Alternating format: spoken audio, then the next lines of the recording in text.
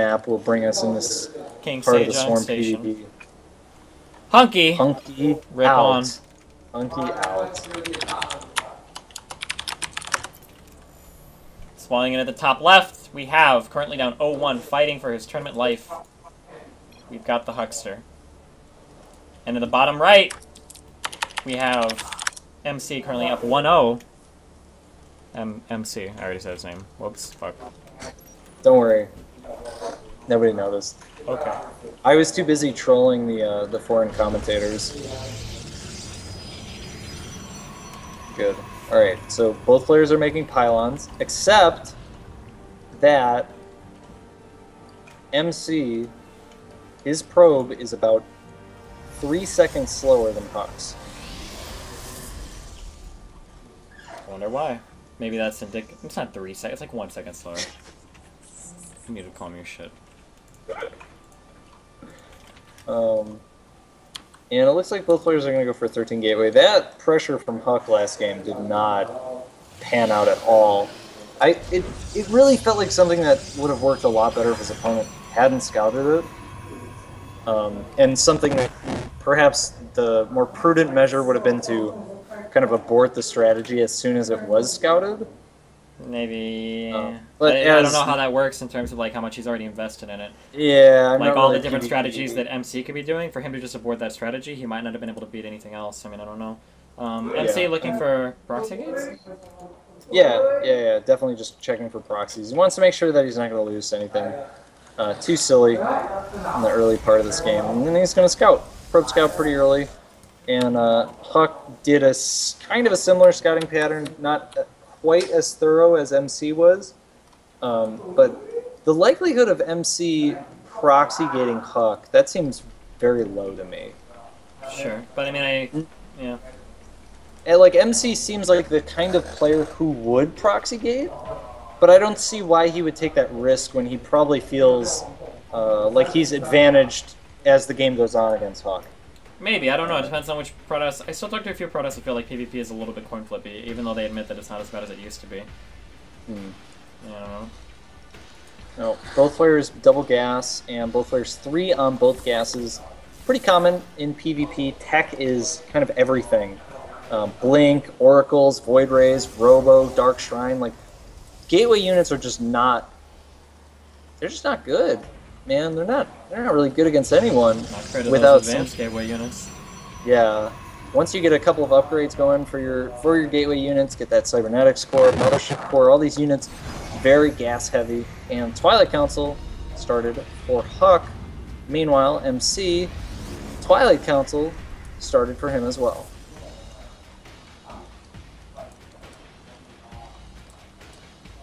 Alright, good insight, Destiny.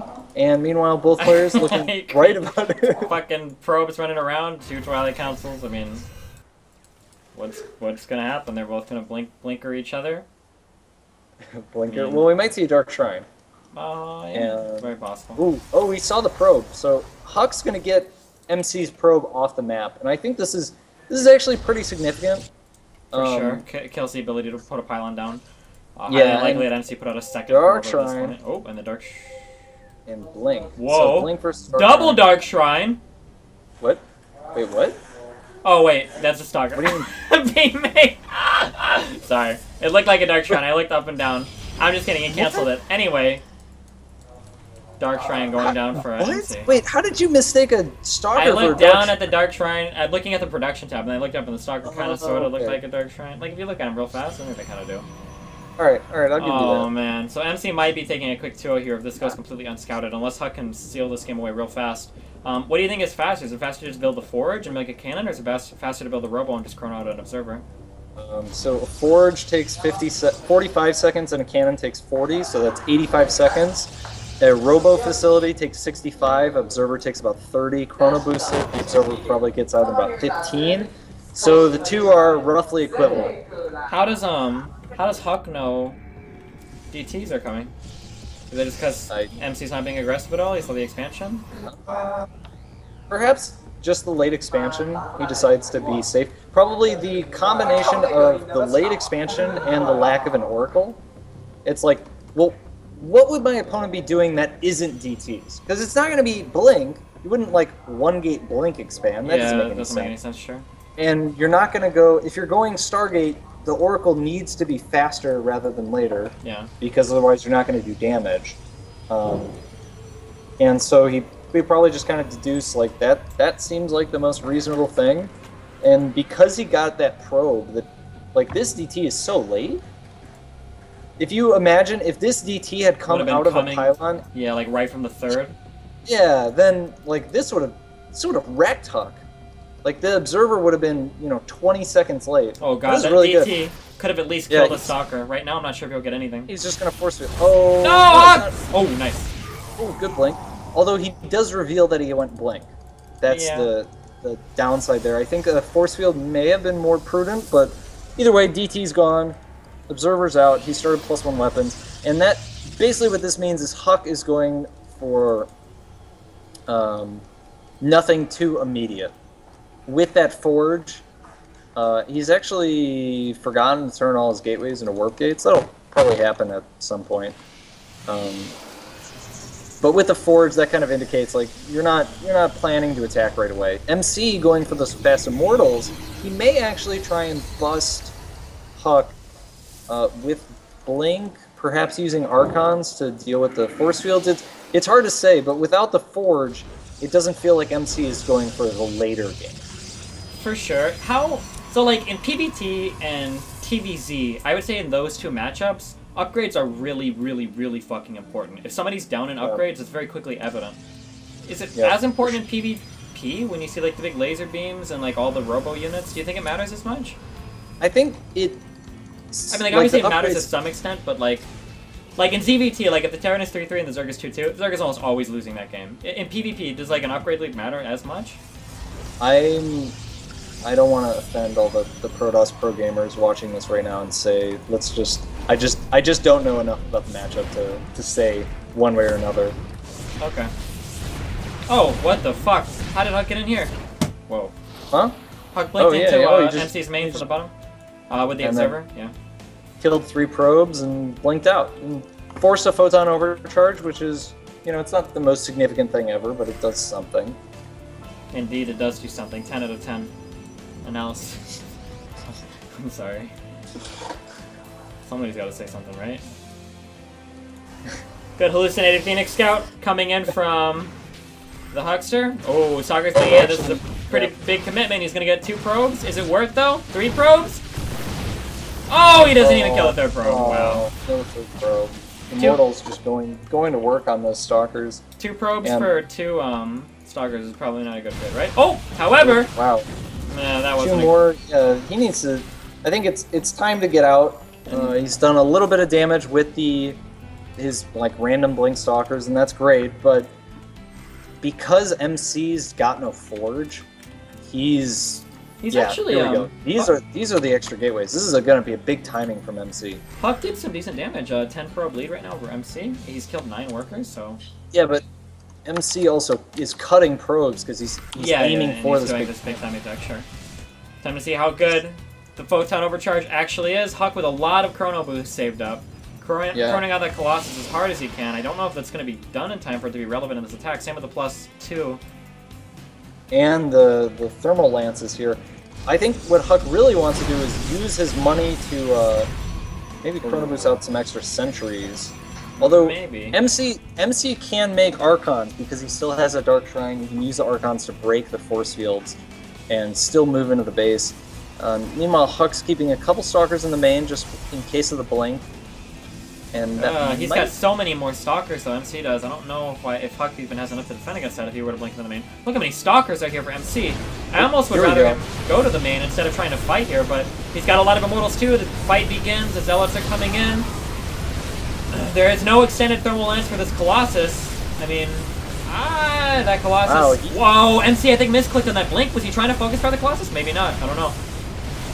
Wow, MC looks like he's almost going to break through here, but I think HuK looks like he's just holding a little bit too much here. Yeah, that one Colossus doing a lot of damage. I feel the Immortals so like strong. When MC blinked in, I feel like he was trying to target the Colossus, but he hit like a sentry right underneath it. I could be completely wrong there. Oh, that was a good blink. I could be completely wrong. Oh, I wonder if we'll get that Colossus. I don't think so. If he got the Colossus, he'd have to trade all those Stalkers, and that's not really what he wants to do. At this point, though, HuK has a huge advantage. +2 weapons, Colossus with extended thermal lance, almost done. Yeah, and his opponent basically just has blank Stalkers. He's got no Immortals back home. He's got 6 gateways, no Forge. No upgrade. And in just a moment here, MC's going to be on his back foot. He might try and force a base trade in some way. Oh my god, HuK's so aggressive with those weapons. But ends up... This actually looks a little bit like TVP in that the Blink Stalkers are kind of like, wow, he picks off that one Blink Colossus forward. there. Yeah. But another Colossus quickly joining the fray, and another Colossus in tow behind it. I still think HuK is in a really good position here. Yeah, MC needs to get something rolling back home. He's chronoing every single warp gate. If this game is not going to end with MC winning with Blink Stalkers, I don't think that's going to happen. It would if it does end that way, it'd be because HuK messes up really bad, like right here. Like this. He catches HuK out of his... that blink forward. Yeah, the HuK's blink forward there. He's going to catch all these targets, and that's it. HuK takes it, and.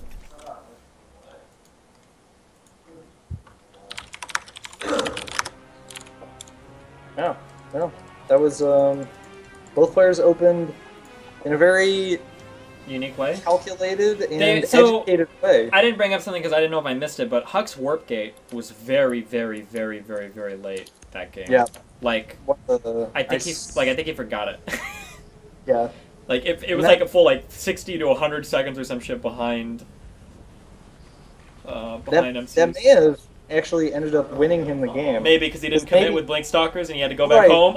Yeah, if HuK's warp gate had been on time. Oh, actually, oh no! Back in the game, remember when I said, how does HuK know that MC's going Dark Templar? Maybe he didn't. I think it was just because his warp gate wasn't finished and he just said, fuck it. Robo and built a Nexus and then played defensive? He just said, fuck it, and went home. Oh my god, fuck me, guys. I'm sorry. I promise to God I'll get way more sleep tonight. Oh, man. The Red Bull's losing its taste. I think that... I actually have to go and look at that real fast. Wait. Oh, no, we got one more game, don't we? Yeah, we do. No. Yeah, let's make this happen. Yep. Let's make it happen. Tell me when you get an invite, okay? Yes, sir. I bet that's exactly what happened. I know that's what happened. You want to ask him? No. I don't want to throw off his mojo, dog. Good. I like that. So much respect. Oh god, I'm sorry, guys. I'm sorry I missed this. Yeah, he's chronoing out his fucking blink. And he has no warp gate. And then he starts it. Oh no! Oh, that's why he takes him. That's why Take typed in WG for warp gate. Yeah. Oh, and that was what the ping was for. Oh man. Yeah, so he's like, fuck it, and throws up the robo and goes home. It looks like the sickest fucking read in the universe, but in reality, oh shit, that's pretty funny. That's pretty funny. Did you get an invite for the next game?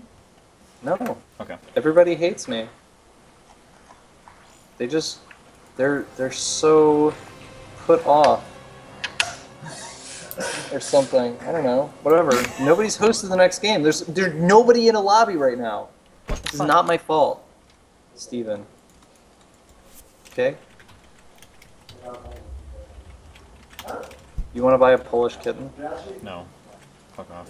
Piece of shit motherfucker. Oh my goodness. Alright, updating scores. MC 1, HuK 1. That means I give HuK 1 win. And I give MC 1 loss. HuK, please win so I can go to sleep. Not that I don't want to cast another series for you guys. Wait, but if HuK wins here, HuK finishes 2-1 with a map score 4-4. APOC has a map score 4-1. No matter how APOC and Violet plays out, APOC will advance first, HuK will advance second. If MC wins, MC is 4-4 in map score right now.